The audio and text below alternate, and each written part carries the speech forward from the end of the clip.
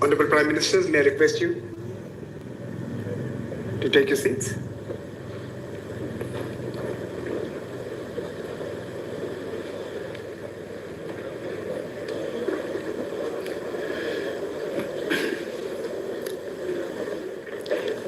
Honorable Prime Minister of India, Shri Narendra Modi ji, Honorable Prime Minister, His Excellency Kyriakos Mitsotakis, the External Affairs Minister of India, Dr. Jaishankar, Foreign Secretary of India, Ambassador Vinay Quatra, esteemed ministers, excellencies, friends and colleagues, a very, very warm welcome to this edition of the Raisina Dialogue.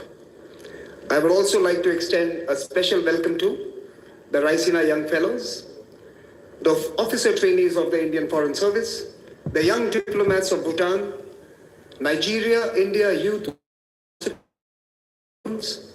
18 national students for the Raisina IE University Global Students Challenge, and participants of the Raisina Quad Think Tank Forum. A hearty welcome to all of you. This year, we have over 3,000 attendees from more than 118 countries. Some of you are in this room, but I want to thank each one of you for giving us and India 3 days of your life. Before I present some opening reflections, I would like to use this opportunity to mark an important milestone. The Raisina Dialogue enters its 10th year.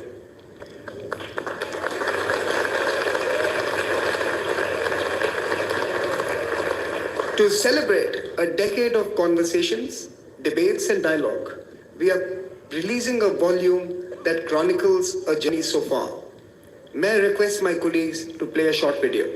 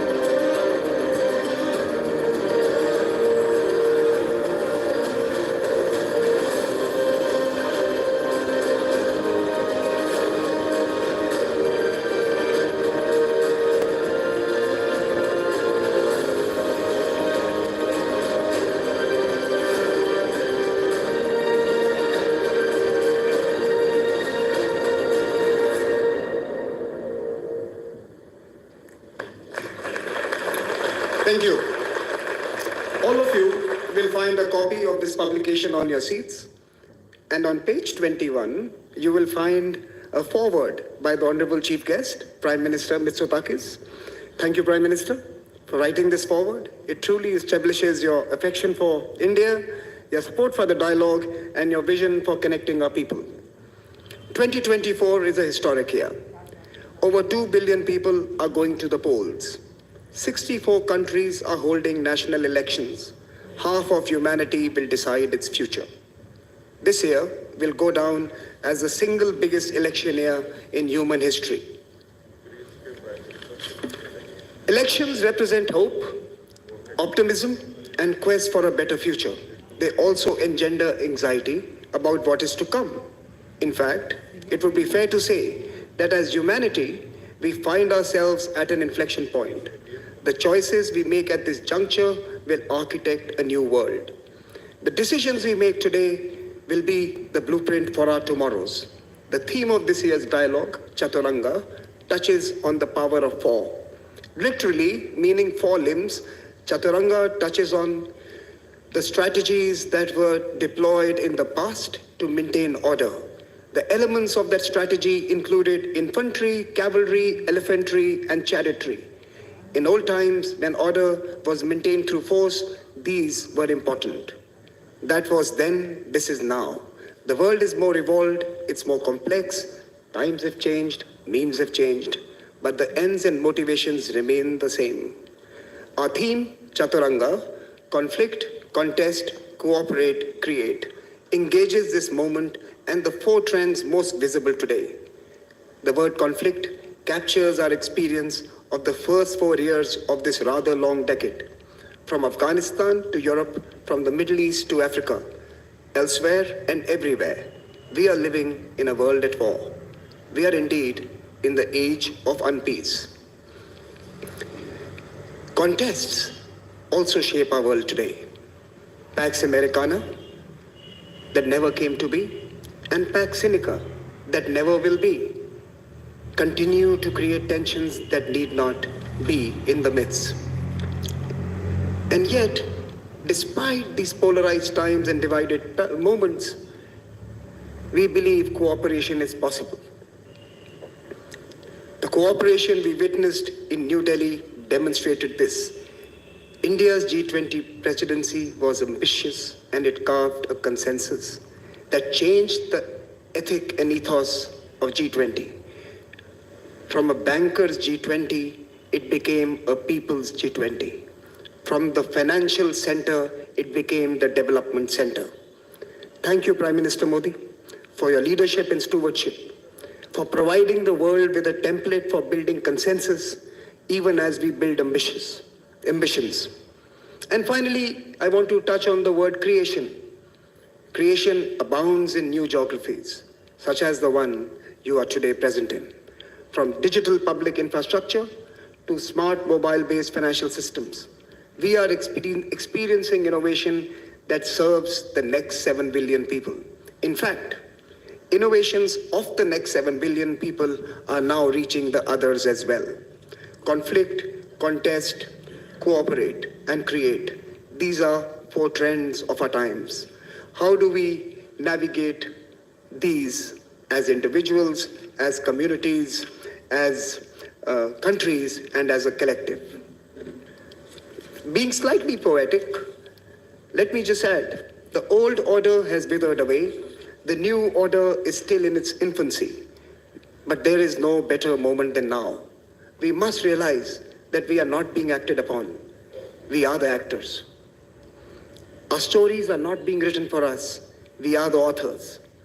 The time to despair is behind us, and this year we pose that vital question to all of us. What is the strategy of our times? What is the Chaturanga for this moment? This is the goal of this year's dialogue, to write a truly forward-looking script to ensure that the stories of tomorrow are not scripted by any single pen. And at this dialogue, we don't seek conformity, we confront reality. Be kind, be real, be purposeful. And once again, thank you so much for being here. With this, let me now invite the Chairman of the Observer Research Foundation, Mr. Sanjay Joshi, to reflect on the theme and introduce our very special inaugural speaker this evening, Mr. Sanjay Joshi.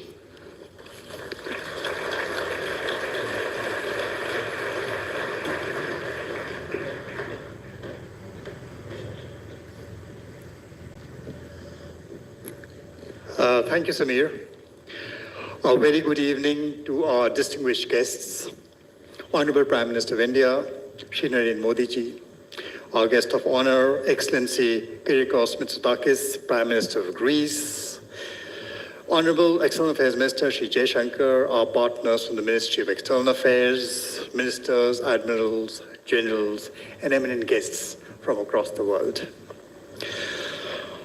Speakers and delegates, the first quarter of the 21st century will probably go down in history as an interregnum, a period caught in the crosshairs of a transition, a time of questioning, of upheaval and discord. And in this churn, we find ourselves in a divided world, a world cleft in 2 hemispheres, each scared and haunted by the shadow of the other. Many today actually despair over the return of another dark age. The parallels are many. First, the Black Death came calling in 2020. The prosperous fenced themselves in. Now we see wars proliferate across the face of the globe, break out into conflicts, constrained by no rules or conventions. Nations struggle to guard borders, while others flee to escape the horrors of conflict. New instruments of war that cut off access to finance, food, energy, information are deployed at scale. Yet, these are not the dark ages. The digital age actually is not a dark age. It is no descent into darkness. If anything, it is a case of being blinded by too much light, being rendered sightless in the hypnotic glare of our sleepless screens day and night. Hypersaturated and hyperstimulated, our ability to discriminate between is completely confounded. We can't tell between what is true and what is fake. Disinformation today spreads faster, deeper, and far wider than the truth can run. And every tweet chips away the foundations of trust. And as a majority of the world's population approaches elections this year, a fear looms. Can democracies endure attacks from ideological opponents on the one hand, and algorithms designed to deceive on the other? And so the dilemma of our times, how do democracies surmount the temptation to copy the other? How do they prevent fear from transforming them to become the very enemy they seek to defeat? Because if they were to lose the sense of what is to be democracy, who would have won and who would have lost? So this was how Chaturanga came and became the central idea for Raisina 2024. That board game of war, of moves and counter moves spreading across all domains. One version about the origin of Chaturanga claims that the game was devised by Queen Mandodari, the consort wife of the demon king Ravana. Now this pious and God-fearing woman hoped that this game would distract her war-mongering lord away from real conflict by immersing him in a virtual board game. Today, actually, as the virtual acquires ever greater power over the real, the situation is actually inverted. It is time to wonder, which is the real war? Is it the one where innocent lives are lost as collateral damage to algorithms run on not so intelligent machines? Or is it the one curated for our screens to sway us, to numb us, and to make our minds the products of conflict? But in the midst of all this, let me tell you, Chaturanga has another meaning. It stands for a genre of music. A musical composition, which is a 360-degree melodious performance in 4 parts, spun out spontaneously in real time by a group of artists responding to each other. Responding to make their notes, their words, their meaning, and their rhythm meld into one harmonious whole. That is Chaturanga. So too, in the spirit of that music, in another corner of the world, 2023, the year also emerged as the year for forging a consensus within the global south, as well as across the north and the south. And as we convene this 9th edition of Raisina, we aspire to build upon India's G20 legacy of fostering consensus and devising solutions. And in this, we're delighted this year to welcome Excellency Kyriakos Mitsotakis, the Prime Minister of Greece. Welcome, sir. You have spearheaded Greece's recovery momentum through effective policy reform aimed at modernizing the economy, enhancing social cohesion, and transitioning to a greener and more digital future. Your presence at this forum symbolizes the deep linkages between the people of our two nations, a relationship that has existed since times immemorial between a land proud of its democratic heritage and a land renowned for its pluralistic traditions. We look to Greece not only as a centuries-old friend, but also as a partner with the collective aim of returning us from the Chaturanga of war to the Chaturanga of concord in order to revitalize a broken global community. Excellency, the floor is yours.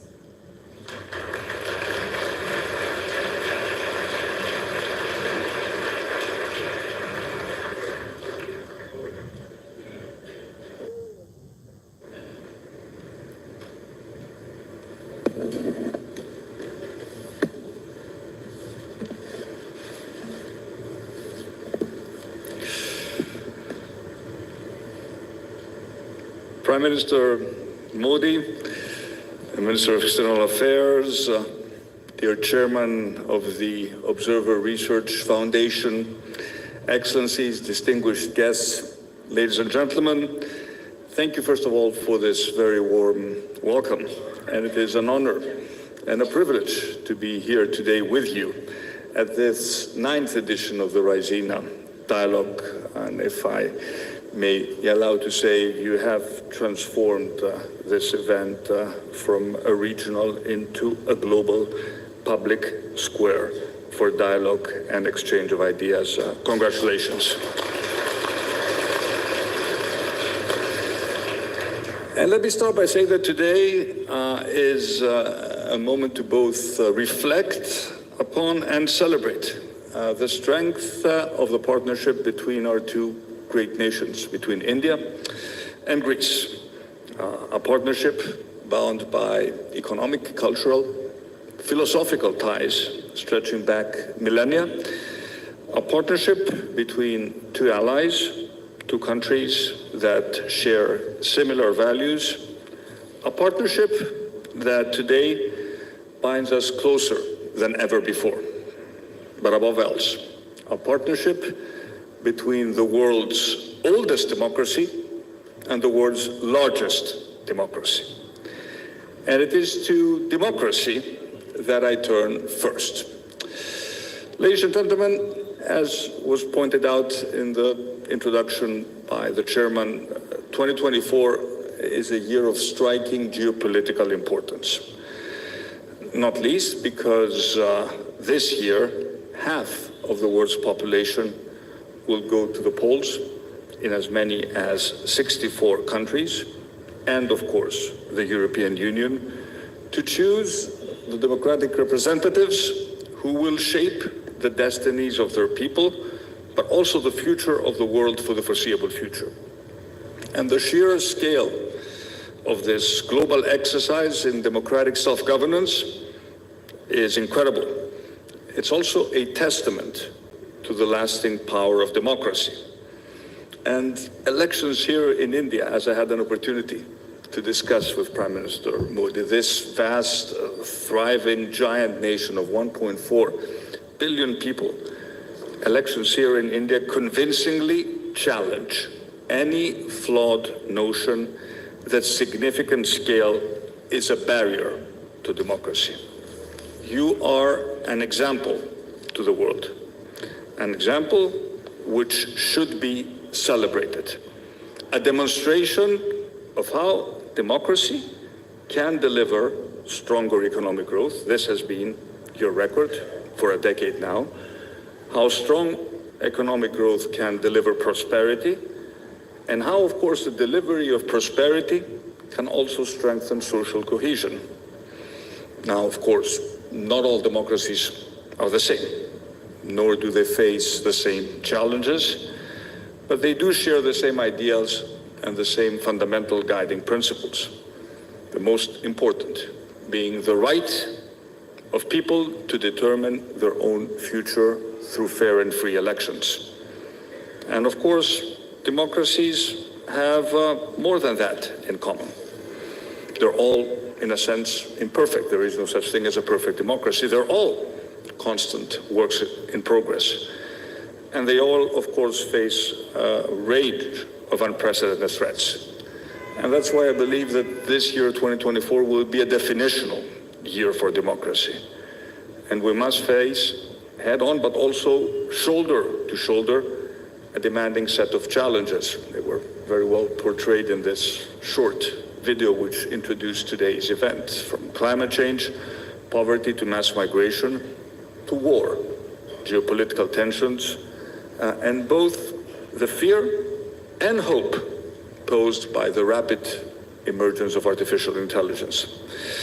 All of which helps to explain why, when back in August, Prime Minister Modi was kind enough to suggest that I visit India and give this keynote address, I did not hesitate. In a year as important as this one, the themes at the heart of this dialogue around regulation, innovation, multilateralism, peace and security, prosperity, the issue of defense of democracy, I will come back to this issue in a bit, matter more than ever. Ladies and gentlemen, today India is a great power on the world stage, an important ally in the pursuit of peace and security, a rising force at the heart of the G20, and a leading player in the fight against climate change. India's status is reflected in the strategic relations that the European Union enjoys with India. President Ursula von der Leyen was at this stage 2 years ago at the Raisina dialogue, and she said, for the European Union, strengthening and energizing the partnership with India is a priority in this upcoming debate. I would dare Prime Minister Modi to go further.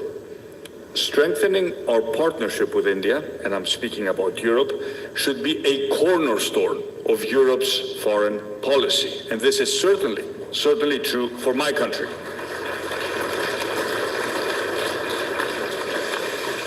We have made good progress over the past years towards achieving that goal, but we have much further to go.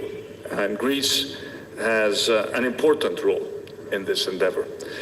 And as I told the Prime Minister during his recent visit to Athens, I should point out the first by an Indian Prime Minister since 1983, we are at a unique moment of mutually beneficial opportunity.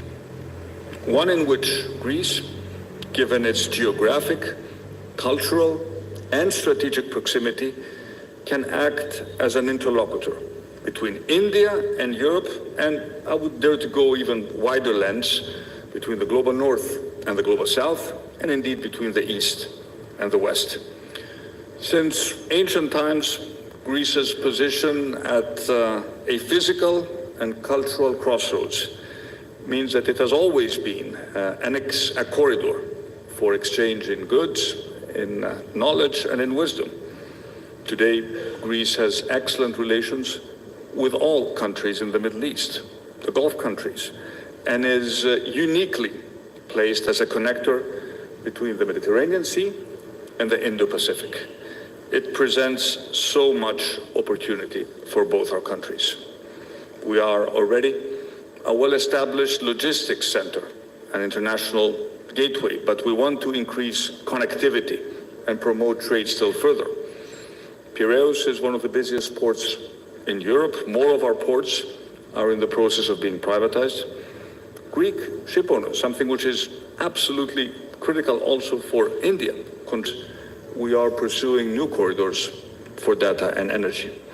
And the emergence of groundbreaking projects like IMEC, the India, Middle East, Europe corridor, hold great promise to supercharge connectivity between India, the growth economies of the Middle East, and Europe. One has just to look at the map to realize that Greece is sitting right in the center of this new corridor. And to our friends in India, I say, We are your natural doorstep to Europe and beyond. And the war in Gaza and the turmoil in the Middle East is undoubtedly destabilizing.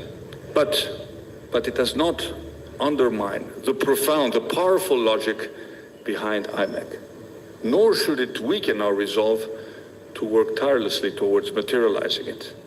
Instead, I would argue it gives us even more reasons to promote peace, given that IMEC at its heart is also a peace project, which can bring about stability and prosperity for all participating countries. Countries which are at war don't trade with each other.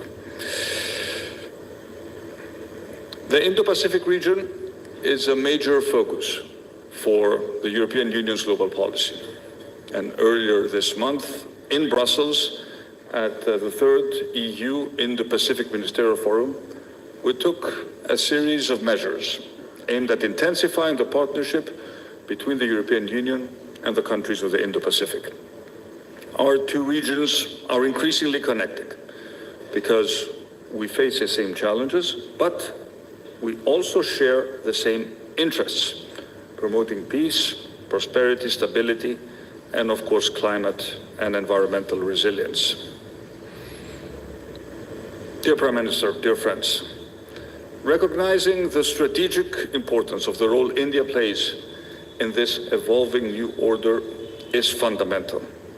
And the relationship between India and Greece, as we had an opportunity to reconfirm in our very fruitful bilateral discussions today, is one based on respect, on friendship, on values, but also on the mutual will to see our people progress and prosper. And while obviously not all challenges are the same, the way we meet these challenges often is.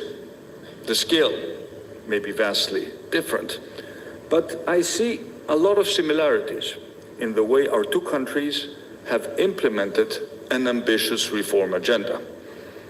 Both India and Greece have pursued sustainable growth and prosperity through innovation and bold changes. We have both encouraged and embraced the digital revolution. We have leveraged, you have done this here in India, at an unprecedented scale, leveraging technology to transform the delivery of public services for the benefit of all citizens. And we have both demonstrated that the power of innovative and bold reforms that bring growth, spread opportunity, deliver prosperity, and create the higher paying jobs of the future, this is the path to go.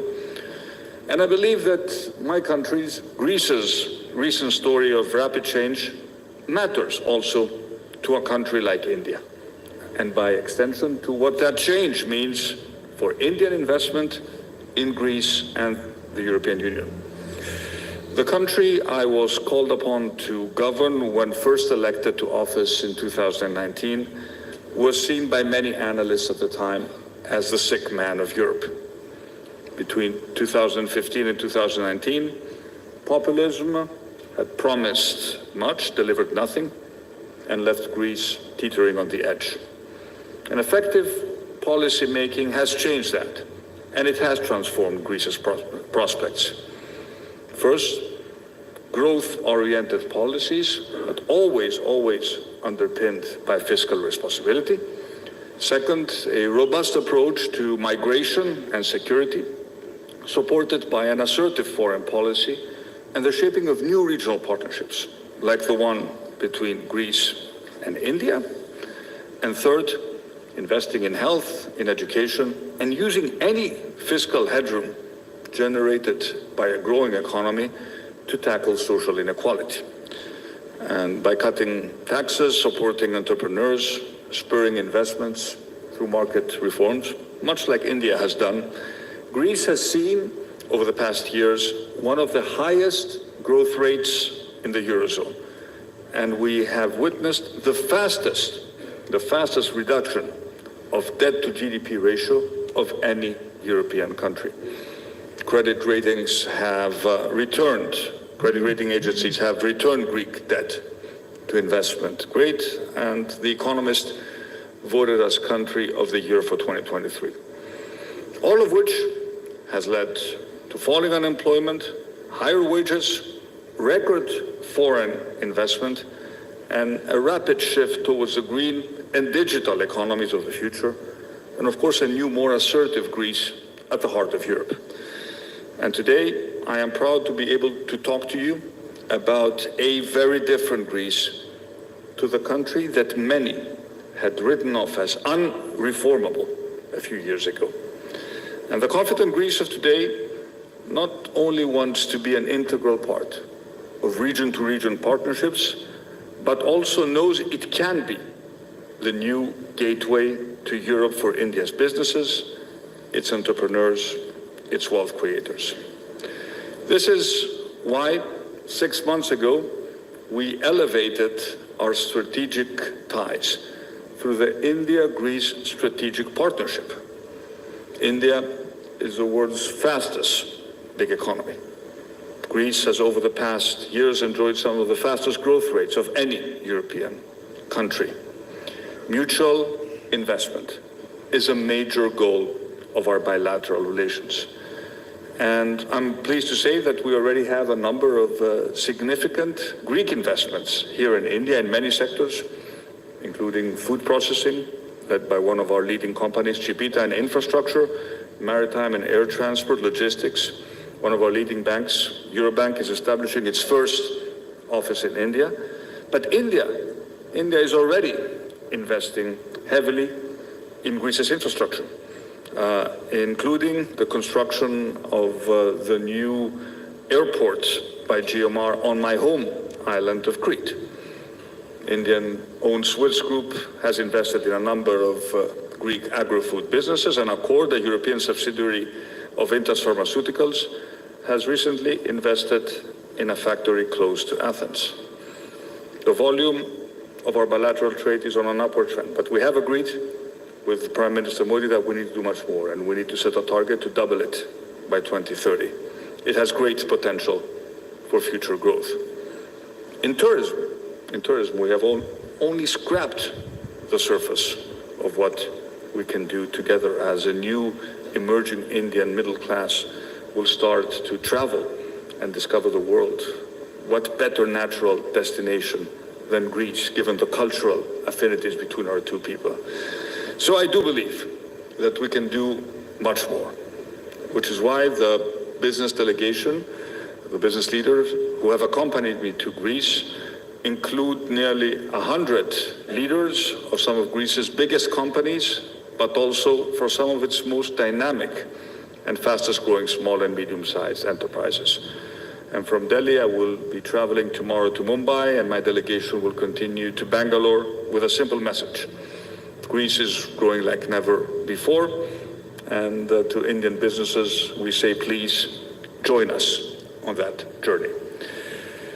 Ladies and gentlemen, I touched a little earlier on the growing importance of the role of India on the international stage.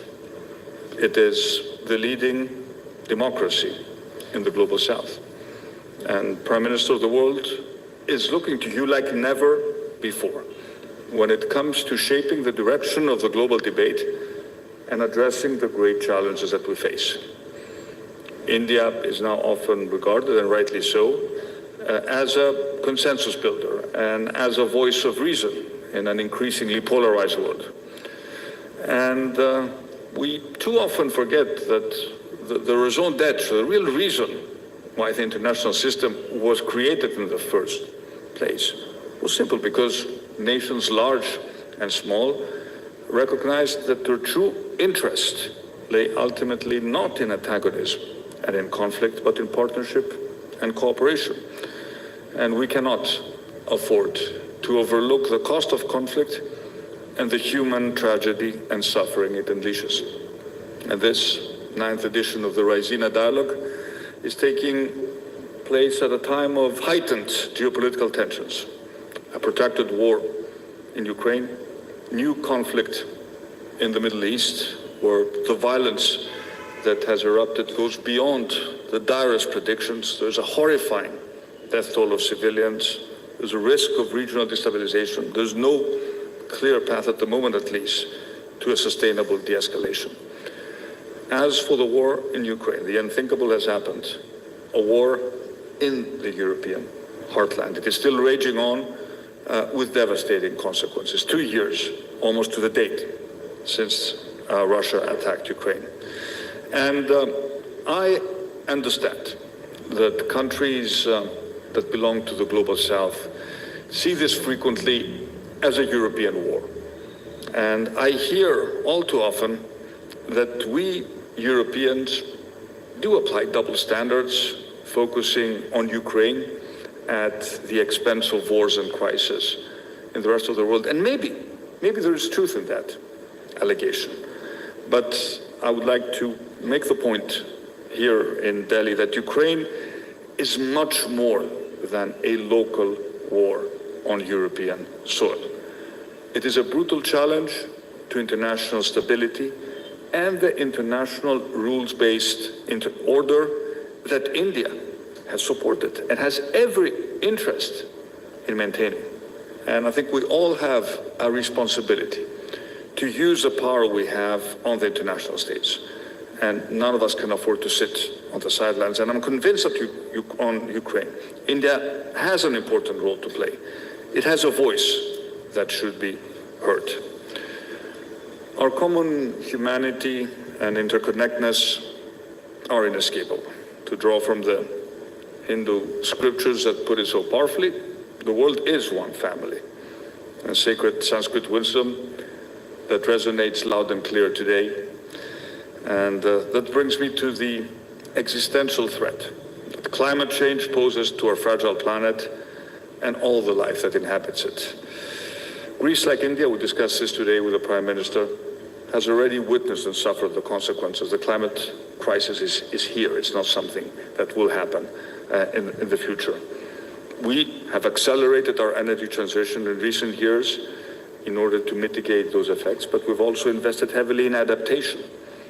In Greece, we now generate half of our electricity from solar and wind. It is one of the highest percentages in the world.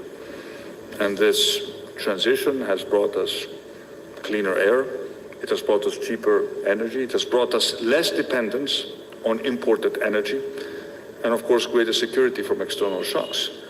But we also know that climate ambition must be based on what is fair and on what is realistic. And each country will forge its own path towards net zero in light with the twin imperatives of energy security and affordability.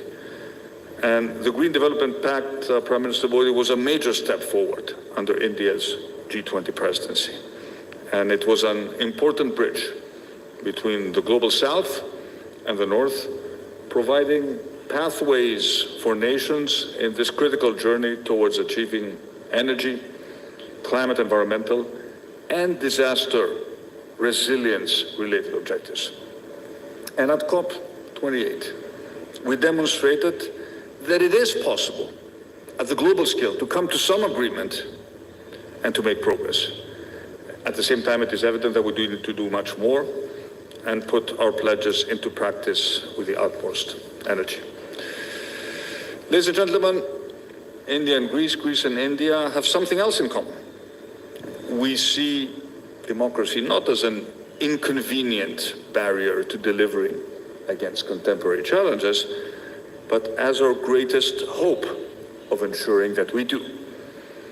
And democracy, as was established 2,500 years ago in ancient Athens, is rooted in the conviction that society functions best when all its citizens are equal and have the right to share in the running of the state. But, as was pointed out in the introduction, we should have no illusions.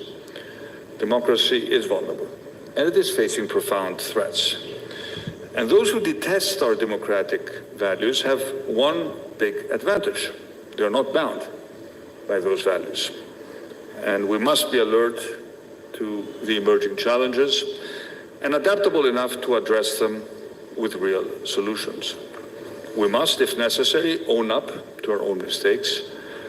But above all, we must listen to each other with mutual respect, without preaching or exhibiting any sense of moral superiority. But no matter how disparate beliefs and ideologies are in any given society, we need to be able to rely on some basic truths and agree on the facts that at the end of the day shape any democratic discourse. And we know that democracy can work best only if all our citizens have the information they need to make informed decisions at the ballot box. And our technological advances, profound as they may be, AI, social media, the internet itself, need to be tools to facilitate the propagation of information. They must not be weapons against reality. And it is now undeniable that artificial intelligence presents a powerful tool for deceptive use at the hands of malicious actors who wish to disrupt democratic elections. And no democratic nation, large or small, is immune to this threat. Government regulation is frequently necessary. I'm very glad that the European Union has already agreed on what we call the Artificial Intelligence Act, the first ever legal framework regulating artificial intelligence. But also the technology sectors, as the producers of AI need to exercise the utmost responsibility, and this is true for all global technology companies. And it is good that we're starting to work on this. I was able to witness it firsthand at the Munich Security Conference last week. There are some of the leading companies of the sector signed an accord to combat deceptive use of artificial intelligence in the 2024 elections. And all these are good steps, but it is clear that it is just the beginning. In the coming years, we will need to do more in order to protect democracy from the many threats that will be launched against it, perhaps already in this very crucial election year. And today, democracy, and that is why this gathering is so important, is about essentially outsmarting those who seek to bend and misshape the rule of democratic discourse in their favor. And India and Greece have vital roles to play in achieving that goal, whether at the United Nations, where Greece is seeking a rotating seat on the Security Council next year, at the G20, which was so expertly chaired by India last year, or through the European Union. And by the way, Greece is supporting the reform of the Security Council of the United Nations in order for leading countries such as India to be represented at the highest table and in order for their voice to be heard. But, and here I'm referring to all the policymakers who participate at this year's dialogue, we need your help. Because at the end of the day, effective policy making relies on creative thinking, and it flourishes in international fora, such as the one I have the privilege of addressing today. Prime Minister Modi, Minister Jaishankar, ladies and gentlemen, as I conclude, it is worth reflecting on the fact that while Greece and India discovered democracy and certainly each other a long time ago, it is today that they're discovering each other again. And the success of this cooperation is based on a very simple premise. We both believe in the virtues of discussion and debate. After all, ancient civilizations encouraged this debate and this cross-fertilization of ideas. And there's a lot, we talk a lot about artificial intelligence, but there's also a lot to be learned by the ancestral intelligence which is hidden in our ancient civilizations. And we recognize that without such debate, the search for truth is meaningless. This world is increasingly divided. It's divided between the West and the East, between the South and the North. And Greece and India stand essentially at the intersection of these divisions.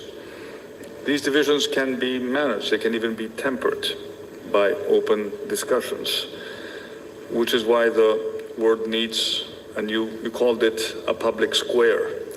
I will call it an agora, the ancient word, not just a marketplace, but a new meeting place where ideas can be tested against each other. And the Raisina dialogue is indeed providing us with this new agora. A divided world needs more tangible and physical connections as well. And the integration of our two seas, the Indo-Pacific on the one hand, the Mediterranean Sea on the other, will benefit not just India and Greece, but our neighbors too. Our two people have much to learn from each other, and they also have much to give to the world. And if we are to do so with effect, we must begin today with a commitment to public discourse, open discussions, tolerance, acceptance of the opposite view, and of course, the preservation of the democratic idea.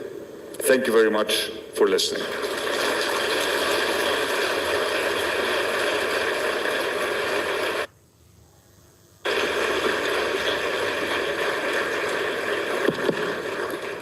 Thank you, Honorable Prime Minister, for that wonderful address. I take back at least two words with me: ancestral intelligence. I think that's something we should all be focusing on. I think there's a merit to that. But I also saw a hint of an invitation for a Raisina agora on the Mediterranean in Greece. And I take you up on that invitation. But let me now invite the Honorable Foreign Minister of India, Dr. S. Jaishankar, to propose a vote of thanks.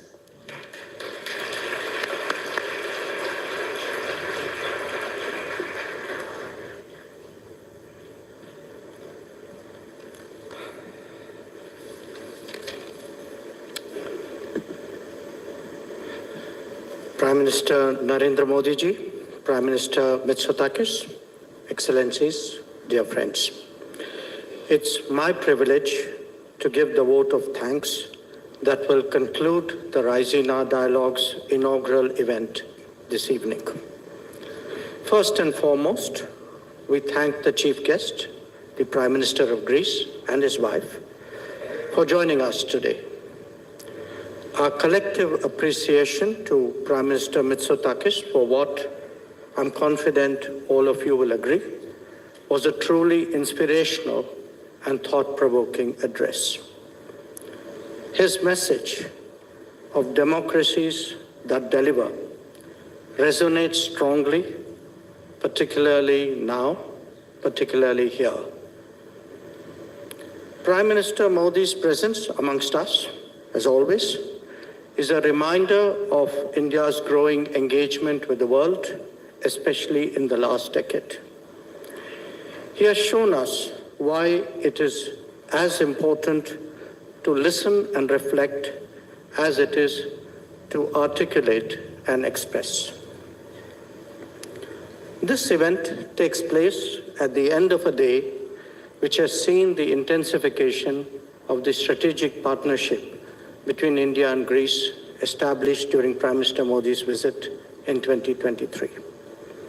As two civilizational states, our countries have a particular responsibility to contribute to the evolution of the contemporary global order.